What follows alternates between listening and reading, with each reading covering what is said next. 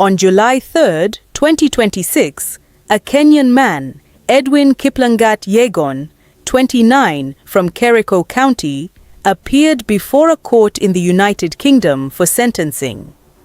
He was sentenced to life imprisonment for killing his 39-year-old partner, Linner Sang. But who was Linner Sang, the woman whose life was taken because of love and insecurity? Linner Sang was a Kenyan teacher, mother of 4, and aspiring professional who left her homeland in search of a better future in the United Kingdom. What began as a journey filled with hope and opportunity ended in a tragedy that shocked both the Kenyan and British communities.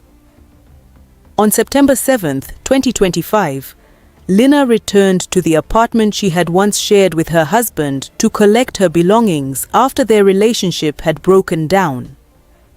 She never walked out alive. In the hours and days that followed, detectives uncovered a trail of evidence that prosecutors later argued pointed to threats, obsession, and premeditation, leading to one of the most closely followed murder cases involving the Kenyan diaspora in the United Kingdom.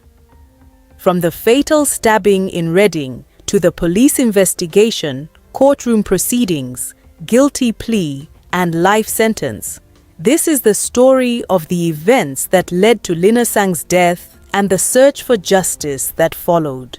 That afternoon, the Thames Valley Police Major Crime Unit launched a murder investigation. Officers arrested 29-year-old Edwin Kiplangat Yegon, who was later taken into police custody on suspicion of murder. The following morning, September 8, 2025, several eyewitnesses reported seeing armed police on Duke Street in Reading Town Centre. Officers carrying a battering ram were seen escorting a handcuffed man into a police van as the investigation intensified. But behind the flashing blue lights and crime scene tape was a story that began thousands of miles away in Kenya.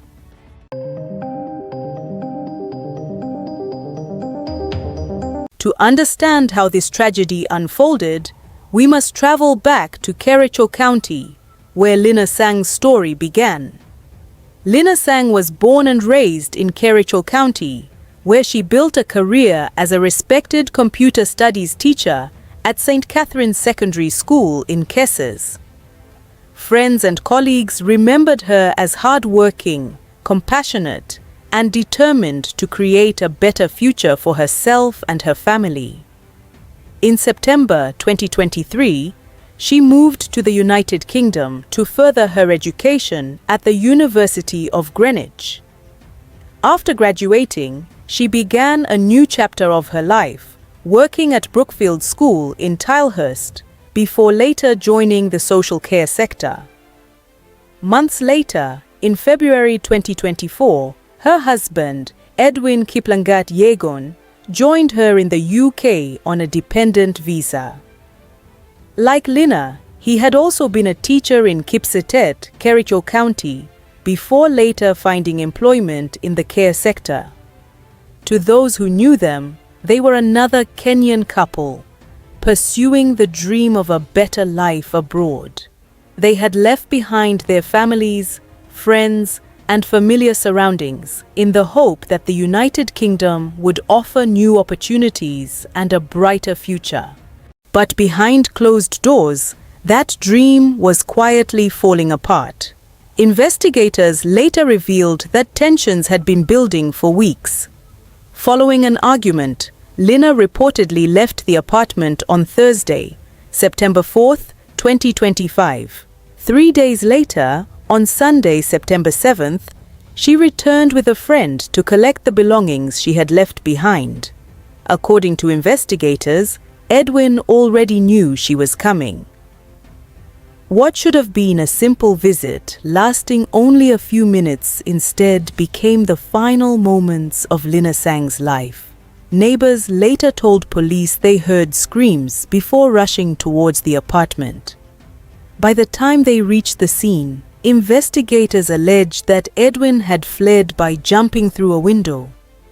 Police later found him near a river, where they alleged he had attempted to take his own life.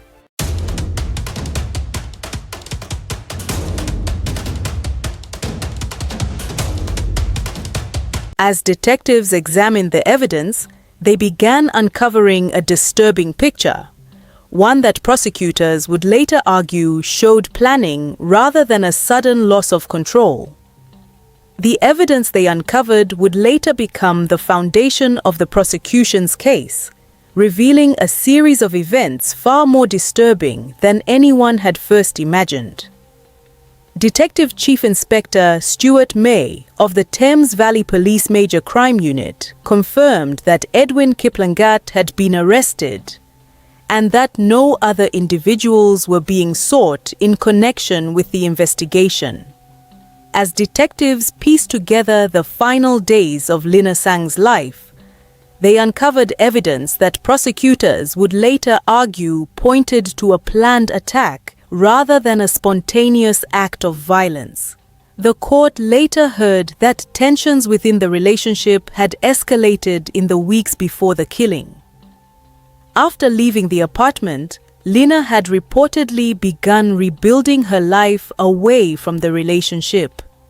Investigators discovered that Edwin had repeatedly contacted her in the days leading up to the attack, demanding that she return his passport. On September 6, 2025, just one day before the killing, he reportedly attempted to call her 34 times. When those calls went unanswered, he allegedly sent a chilling message: "I need my passport, and you will pay the ultimate price for it." As detectives examined his mobile phone, they uncovered internet searches for flights from Heathrow to Nairobi, along with searches about what happens to migrants convicted of murder in the United Kingdom. Prosecutors later argued that these searches, together with other evidence gathered during the investigation, demonstrated preparation before the attack. Police also alleged that Edwin had routinely monitored Linner while they were living together by making lengthy audio recordings of her activities inside their home before their relationship finally broke down. The tragedy sent shockwaves through the Kenyan community in both the United Kingdom and Kenya. Diaspora groups immediately launched fundraising initiatives to support Linner's family with funeral expenses and other financial needs. Friends described her as hardworking, compassionate, and devoted to her 4 children in Kenya. Many joined WhatsApp groups to share memories, prayers, and messages of condolence as they struggled to come to terms with her sudden death. Linner's next of kin were informed, while specialist family liaison officers supported the family throughout the investigation.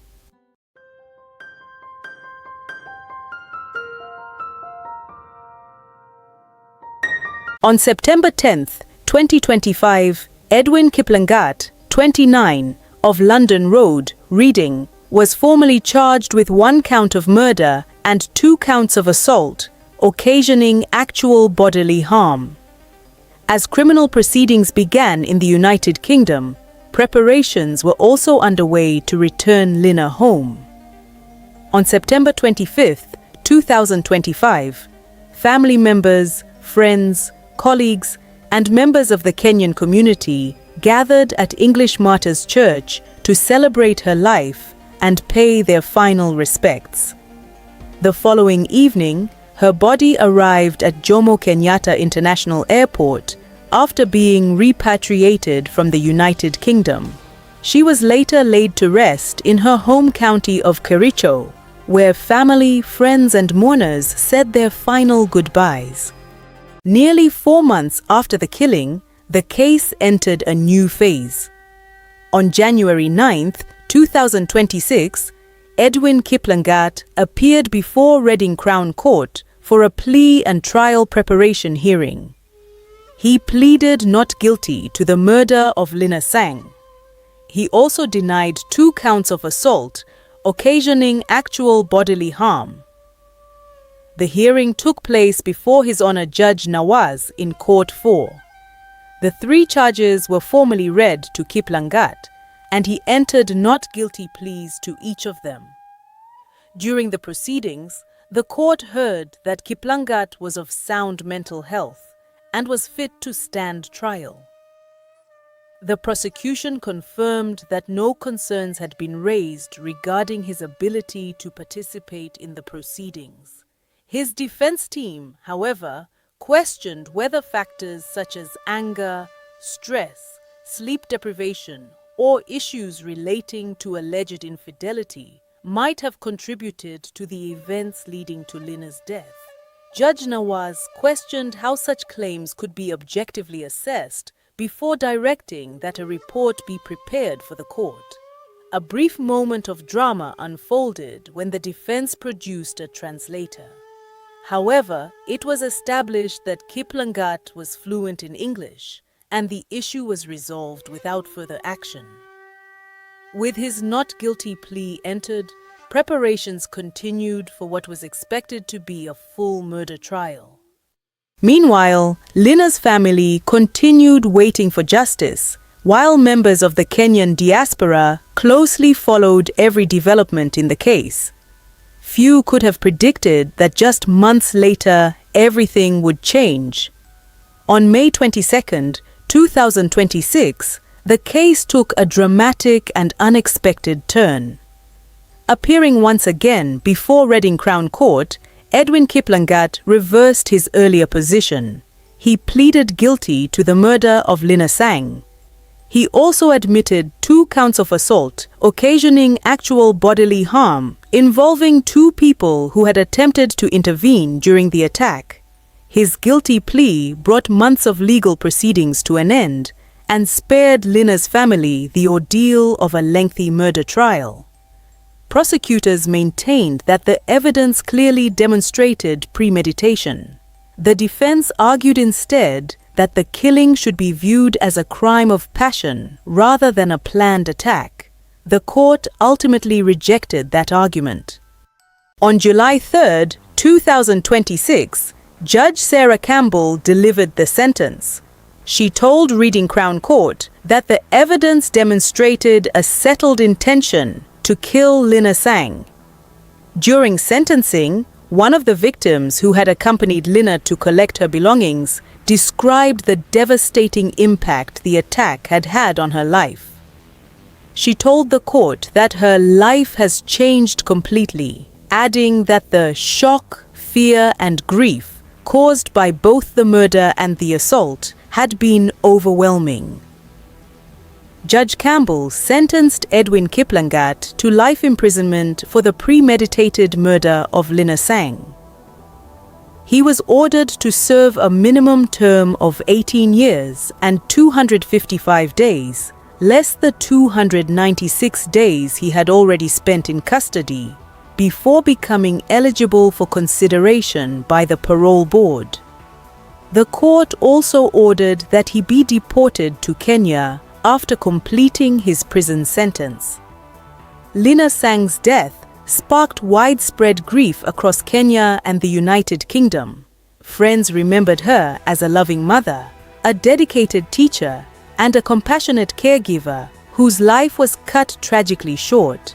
Her story has since become a painful reminder of the devastating consequences of domestic violence and the importance of seeking help before conflict escalates into irreversible tragedy.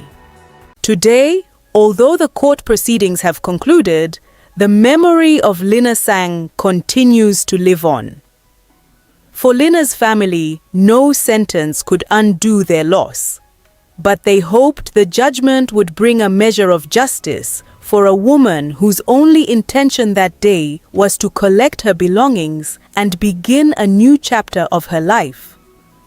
Instead, it became her final journey.